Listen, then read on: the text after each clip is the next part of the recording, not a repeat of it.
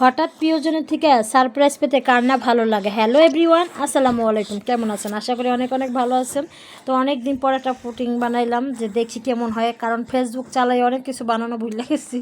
কারণ ফেসবুকে মোটামুটি ভিডিও এডিটিং করে, এটা করে ওটা করে অনেক সময় দিতে হয়। তো পুটিং বসায় এদিকে কিছু শো পিস নিয়ে আসছি। তো আমার বাচ্চারা আজকে টাকা দিছে, তাদের জমানোর টাকা 1 টাকা 10 টাকা 20 টাকা করে জমাইয়া, যে আম্মু তোমার আজকে জন্মদিন, আমিই জানি না আমার আজকে জন্মদিন। তারা প্ল্যান করছে যে আমার নাকি বলে আজকে জন্মদিন। তা জন্মদিন উপলক্ষে দেখেন আমার বাচ্চারা কি সুন্দর শোপিসগুলো আইনা দিছে।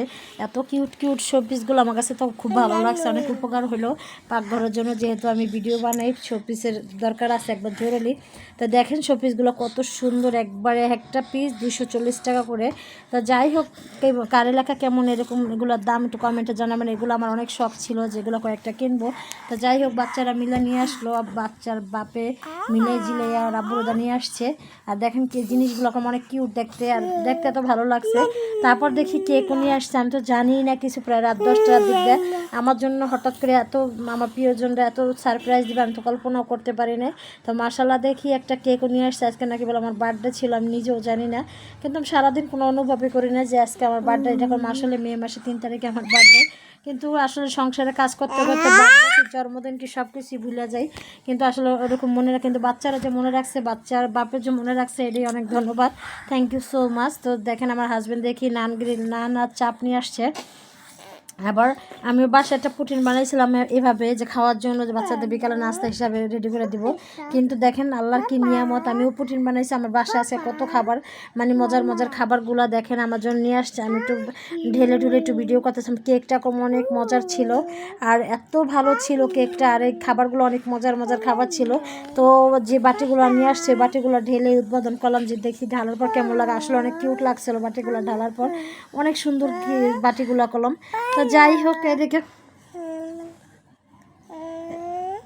এদিকে দেখেন পুটিনটা কলম একবার সেট হয়ে গেছে মাশাআল্লাহ। আর পুটিনটা আমার বাসায় খালি হাফ কেজি দুধ দিয়ে বানাইছি, যে হাফ কেজি দুধ আছে, তো হাফ কেজি দুধ আছে তাহলে বানাই দেয়। কিন্তু মাশাআল্লাহ দিল পুটিনটা মোটামুটি ভালো সুন্দর হয়েছে। আমি ভাবতেও পারি না যে এতটুক দুধ দিয়ে একটা ডিম দিয়ে এত সুন্দর একটা পুটিন হবে। একটা ডিম অথচ 2টা ডিম।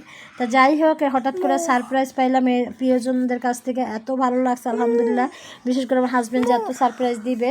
কিন্তু মেয়েরা কি, একটা সংসারে মেয়ে হলে সংসারে কিছু টুকিটাকি জিনিস দিলে কারণ সারপ্রাইজ হয়ে যায়, বড় কিছু লাগে না, গাড়ি বাড়ি দরকার হয় না সারপ্রাইজ দিতে, ভালো জিনিস কিনতে গাড়ি বাড়ি লাগে না, কিন্তু সারপ্রাইজ পাইতে। তো আলহামদুলিল্লাহ আমি যেরকম একটা সারপ্রাইজ পাবো, যে এত মজার মজার খাবার পাবো, আবার শোপিসগুলো পাবো। লাস্টে আরেকটা গিফট আছে আমার জন্য, ছোট্ট একটা শোপিস, এত সুন্দর হয়েছে। এটা তো আমি দেখি না, খাওয়া দাওয়ার পরে দেখতেছি আমার বাচ্চারা বা বাচ্চার বাপে বেড়ে করে দিল। অনেক সুন্দর আছিল শোপিসটা মাশাআল্লাহ দেখেন।